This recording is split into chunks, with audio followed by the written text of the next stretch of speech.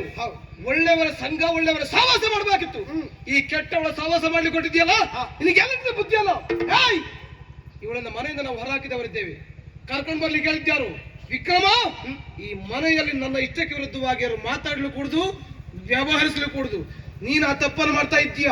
ಆದ್ದರಿಂದ ನೀನ್ ನನಗೆ ತಮ್ಮನಲ್ಲ, ನಾನು ನಿನಗೆ ಅಣ್ಣನಾಗಿ ಹೇಳ್ಬೇಡ. ನಮ್ಮಿಬ್ಬರ ಸಂಬಂಧ ಇವತ್ತಿಗೆ ಹರಿದು ಹೋಯ್ತು. ಮುಖ ತೋರಿಸಬೇಡ. ಏನ್ ಮಾಡಿದೆ ಅಣ್ಣ? ನೀನು ಬಂದಾಗ ನಾವೆಲ್ಲರೂ ಸಂತೋಷ ಪಟ್ಟವರು, ಆ ಸಂತೋಷವನ್ನೇ ಹಾಳು ಮಾಡಿ ಬಿಟ್ಟಿಯಲ್ಲ. ನನ್ನಿಂದ ಸಂತೋಷ ಹಾಳಾದೀತು. ಅಲ್ಲದೆ ಹೋದ್ರೆ ಅವಳು ಬರಬಾರ್ದೆನ್ನುವ ಕಾರಣಕ್ಕಾಗಿ ಅಣ್ಣನೇ ಬಿಟ್ಟು ಬಂದದ್ದು. ಮತ್ತೆ ಅರಮನೆಗೆ ಕರೆದುಕೊಂಡು ಬಂದು ಎಲ್ಲರ ಸಂತೋಷವನ್ನು ಹಾಳು ಮಾಡೋದಕ್ಕೆ ಕಾರಣ ನೀನೇ ಆದೆ ಅಣ್ಣ. ಮಗನ ವಿಕ್ರಮ, ಯಾಕೆ ಹೀಗೆ ಮಾಡಿದೆ ಮಗನೇ? ಮದವೇ ಇದ್ದ ಮದನ ಚಂದ್ರ ಕಾಮುಕತನದಿಂದ ಇವಳ ಸೀರೆ ಸೆರಗಿಗೆ ಕೈ ಹಾಕುವುದಕ್ಕೆ ಮುಂದಾದ. ಅಣ್ಣನ ಸೇವೆಗಾಗಿ ಬಂದಂತೆ ಹೆಣ್ಣು ತಾನೆ. ಅವಳು ನಮ್ಮ ಮನೆಯ ಸೊತ್ತು. ಅವಳ ಮಾನ ಪ್ರಾಣ ಕಾಪಾಡಿದ್ದು ನನ್ನ ತಪ್ಪ. ಸಾಕು ಮಗನೇ, ಬಲತ್ಕರ ಎನ್ನುವಂತ ಶಬ್ದದ ಅರ್ಥವೇ ಇಂಥವರಿಗೆ ಗೊತ್ತಿಲ್ಲ. ಹಣಕ್ಕಾಗಿ ಏನು ಬೇಕಾದ್ರೂ ಮಾಡ್ತಾರೆ. ಇವಳು ಎಲ್ಲಿಂದ ಬಂದಿದ್ದಾಳೆ ನಿನಗೆ ಗೊತ್ತುಂಟಾ? ಗೊತ್ತಿಲ್ಲ. ವೇಶ್ಯ ಮನೆಯಿಂದ ಬಂದಿರುವಂತಹ ಇವಳೊಬ್ಬಳು ವೇಶ್ಯ. ಪದಕಿ ಮಣಿಯುವೆ ದೊರೆಯೇ ಮೂದರಿಸಬೇಡ. ಪದಕಿ ಮಣಿಯುವೆ ದೊರೆಯೇ ವೇಶ್ಯೆ ಮನೆಯಲ್ಲಿದ್ದೇನೆ ಎನ್ನುವ ಒಂದೇ ಒಂದು ಕಾರಣಕ್ಕಾಗಿ ಯಾಕೆ ನನ್ನನ್ನು ಅವರ ಸಾಲಿನಲ್ಲಿ ನಿಲ್ಲಿಸ್ತೀರಿ ಹೇಳಿ?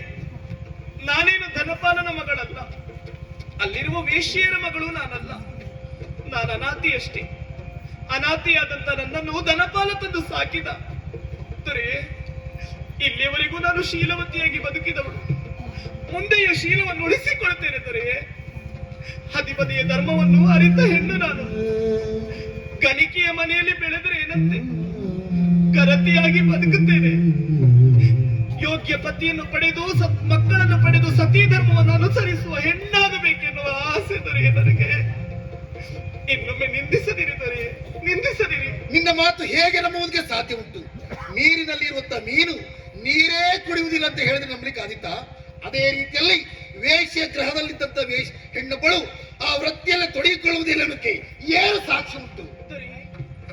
ಯಾವ ಹೆಣ್ಣು ಕೂಡ ಬಯಸಿ ಬಯಸಿ ನಾನು ವೇಶ್ಯೆಯಾಗಬೇಕು ಅಂತ ದೇವರಲ್ಲಿ ಬೇಡಿಕೊಳ್ಳುವುದಿಲ್ಲ. ಅವಳ ಸಂದಿಗ್ಧತೆಗಳು ಸಂಕಷ್ಟಗಳು ಅವಳನ್ನ ದಾರಿಗೆ ತಳ್ಳುತ್ತದಷ್ಟೇ. ಊಟ ಮಾಡದೆ ಅದೆಷ್ಟೋ ದಿನ ಕಳೆದು ತನ್ನ ಹೊಟ್ಟೆಯ ಹಸಿವಿಗಾಗಿ ಕಾಮದ ಹಸಿವನ್ನು ಹೊಂದಿರುವಂತ ಪುರುಷರಿಗೆ ಹೆಣ್ಣು ಸೆರಗ ಹಾಸ್ತಾಳೆ. ತನ್ನ ಹಸಿವಿಗಾಗಿದ್ದರೆ ಮದುವೆಯಾಗಿರ್ತದೆ, ಗಂಡ ಇರ್ತಾನೆ, ಹಾಲ ಹಸುಳೆ ಗಂಧಮ್ಮ ಇರ್ತದೆ.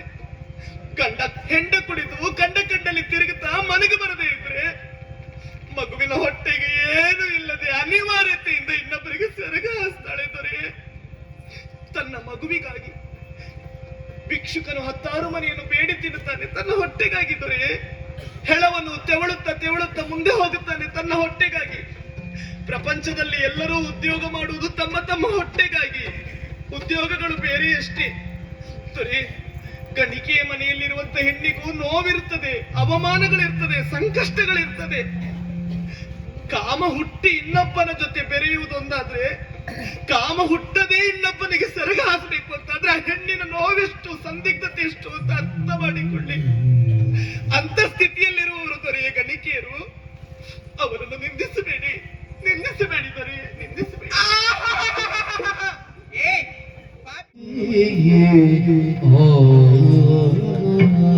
ಏನಾಗಿ ಹೋಯ್ತು? ನಾಣಿ ಕೊಟ್ಟಂತ ಮದುರೆಯನ್ನು ಸೇವಿಸಿದ್ದು ಸತ್ಯ. ಮರು ಗಳಿಗೆಯಲ್ಲಿ ಏನಾಯ್ತು ಅಂತ ನನಗೆ ಗೊತ್ತಿಲ್ಲ. ನಾನು ಮನೆಗೆ ಬಂದ ಹೇಗೆ? ಯಾರು ನನ್ನನ್ನು ಕರೆತಂದ್ರು? ನನ್ನ ಜೊತೆ ನಾಣಿ ಇದ್ದಿದ್ದ ಎಲ್ಲೋದ?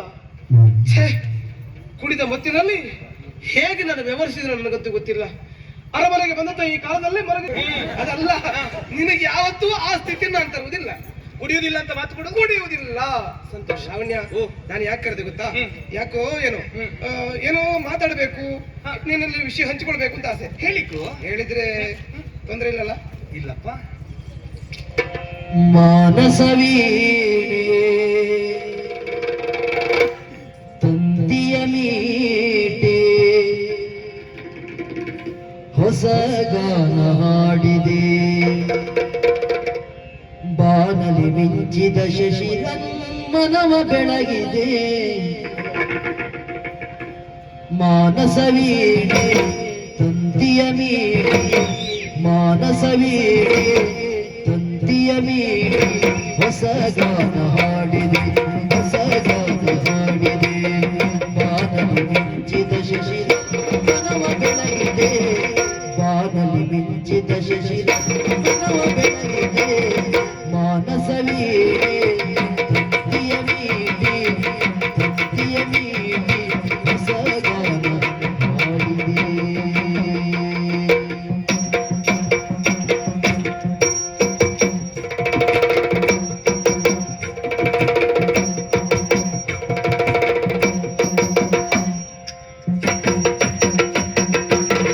ಕಣ್ಣಿನ ನೋಟದಲ್ಲಿ ಕಾವ್ಯವನಿ ಬರೆದೆ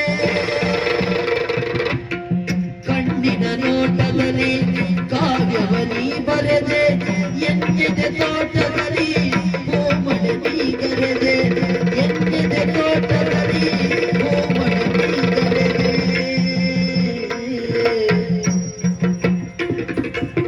ಬಣ್ಣಿಸಲಾಗದ ಚಿತ್ರವು ನೀನಾದೆ ಬಣ್ಣಿಸಲಾಗದ ಚಿತ್ರವು ನೀನಾದೆ ಹೊನ್ನುಡಿಯಾಡುತ್ತಾ ನನ್ನನೆ ನೀ ಸೆಳೆದೆ ಹೊನ್ನುಡಿಯಾಡುತ್ತಾ ನನ್ನನೆ ನೀ ಸೆಳೆದೆ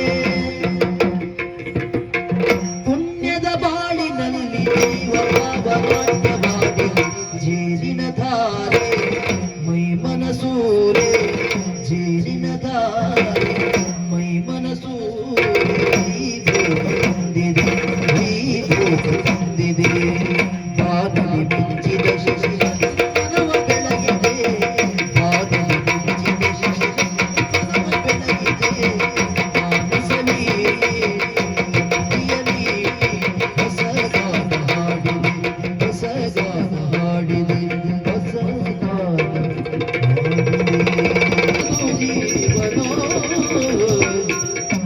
ಏನು ಏನ್ ಮಾಡ್ತಾ ಇದ್ದೀಯ? ಏನು ರಾತ್ರಿ ಹೊತ್ತು ಎಲ್ಲರೂ ಮಲಗಿದ್ದಾರೆ. ಹೌದು. ಯಾರಿಗೂ ತಿಳಿಯದ ಹಾಗೆ ಆಭರಣಗಳನ್ನೆಲ್ಲ ಗಂಟಿಕ್ಕಿಕೊಂಡು ಮನೆಯನ್ನು ಬಿಟ್ಟು ಹೋಗುವ ಯೋಚನೆ ಏನೇ ನಿನಗೆ? ಹೌದು. ಅದು ಹೋಗುದು ಯಾರ ಜೊತೆಯಲ್ಲಿ? ಹಾ. ಮದನ ಚಂದ್ರನ ಜೊತೆಯಲ್ಲಿ. ಮದನ ಚಂದ್ರನನ್ನು ಸೇರಿದ್ರೆ ನಿನ್ನ ಬದುಕು ಬರಡಾಗಿ ಹೋಗ್ತದೆ. ಯಾರು ಕೇಳಿದ ಆಸೆ ನಾಶವಾಯಿತು ನಿಕ್ಕಿಯಾಟ ಪಾಠ ಮೋಸವಾಯಿತು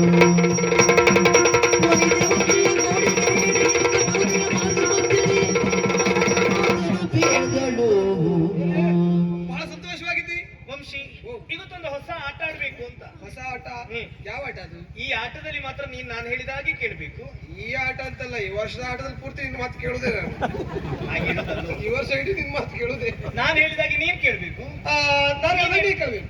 ಆದ್ರೆ ಒಂದು, ಹಾ. ನಾವಿಬ್ರು ಒಬ್ಬರ ಮಾತು ಕೇಳಲಿಕ್ಕಿದೆ. ಯಾರ ಮಾತನ್ನ? ನಾವಿಬ್ರು ಅವ್ರ ಮಾತನ್ನು ಕೇಳುದು. ಅವರಾ? ಹೌದು, ನಿನಗೆ ಗೊತ್ತಿಲ್ಲ ವಿಷಯ. ಗೊತ್ತಿಲ್ಲ, ಹೇಳು. ಮೂರ್ತಿ ಚಿಕ್ಕದಾದ್ರೂ ಕೀರ್ತಿ ದೊಡ್ಡದು. ಇತ್ತೀಚೆ ಭಯಂಕರ ಜೋರ. ಹಾ. ಎಲ್ಲಿ ನೋಡಿದ್ರು ಅವರೇ. ಅಲ್ಲೂ ಅವ್ರೆ ಇಲ್ಲೂ ಅವ್ರೆ. ಹೌದೌದು. ಹಾ. ಇದ ಯಾವ ಆಟ ಗೊತ್ತಾ? ಯಾವ ಆಟ? ಇದು ಬೊಂಬೆ ಆಟ. ಬೊಂಬೆ ಆಟ. ಕಾಲ ಆಡಿಸುವುದಿಲ್ಲ, ಕಣ್ಣು ಮಿಟುಕಿಸುವುದಿಲ್ಲ, ಕೈಯಲ್ಲಿ ಗಡಿಸುವುದಿಲ್ಲ. ಸ್ತಬ್ಧವಾಗಿ ತುಂಬಿಸಿ ಉಸಿರ ತುಂಬಿಸಿ ಸ್ವರವಗಾಡಿದೆ ಕೋಮಲೆ ಸ್ವರವ ಹಾಡಿದೆ ಕೋಮಲೆ